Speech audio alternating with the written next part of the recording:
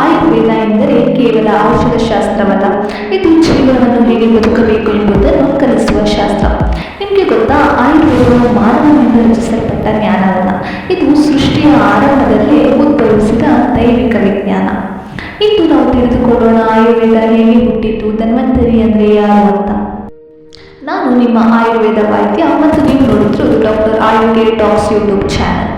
ಪ್ರಾಚೀನ ಕಾಲದಲ್ಲಿ ದೇವರುಗಳು ಮತ್ತು ಅಸುರರು ಒಂದೇ ಸಮಸ್ಯೆಯಿಂದ ಬಳಲುತ್ತಿದ್ದರು, ಅದೇ ಮರಣ, ರೋಗ ಮತ್ತು ದುಃಖ.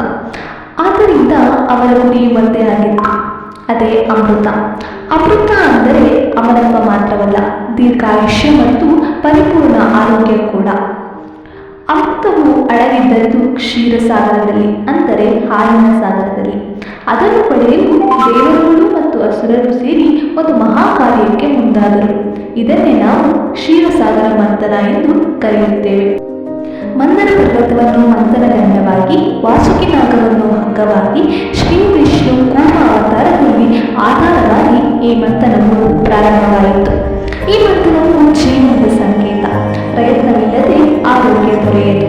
ಮಂಥನದ ಸಮಯದಲ್ಲಿ ಮೊದಲು ಹೊರಬಂದದ್ದು ಹಾಲಾಹಲ ವಿಷ. ಇದು ಬಹಳ ಭಯಾನಕವಾಗಿತ್ತು. ಇದರ ಅರ್ಥವೇನು ಗೊತ್ತಾ? ಚಿಕಿತ್ಸೆಯ ಆರಂಭದಲ್ಲಿ ಕೆಲವೊಮ್ಮೆ ಕಷ್ಟ, ಶುದ್ಧೀಕರಣದಲ್ಲಿ ನೋವು, ಆದರೆ ಅದನ್ನು ದಾಟಿದರೆ ಆರೋಗ್ಯ. ಇದು ಆಯುರ್ವೇದದ ಮೂಲತತ್ವ.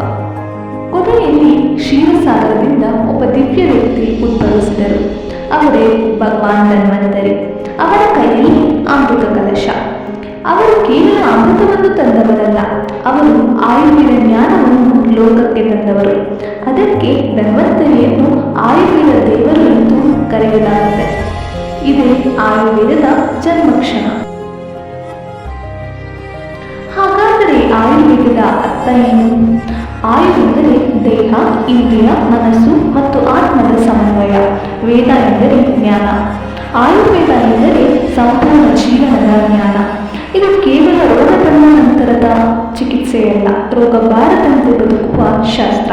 ಈ ಕಥೆ ನಮಗೆ ಏನು ಹೇಳುತ್ತೆ ಅಂದರೆ, ಕ್ಷೀರಸಾಗರ ನಮ್ಮ ದೇಹ ಮತ್ತು ಮನಸ್ಸನ್ನು ಹೋಲುತ್ತೆ, ಮಂಥನ ಜೀವನ ಶೈಲಿ ಮತ್ತು ಶಿಸ್ತು, ಹಾಗೆ ವಿಷ ತಪ್ಪಾದ ಆಹಾರ ಮತ್ತು ಅಭ್ಯಾಸ, ಅಮೃತ ಸಮತೋಲನದ ಆರೋಗ್ಯ, ಧನ್ವಂತರಿ ಅಂದರೆ ವೈದ್ಯ ಮತ್ತು ಇಂದಿನ ಜೀವನದಲ್ಲಿ ಒತ್ತಡ, ಜೀವನ ಶೈಲಿ ರೋಗಗಳು, ಮಧುಮೇಹ, ರಕ್ತದೊತ್ತಡ ಹೆಚ್ಚುತ್ತಿದೆ.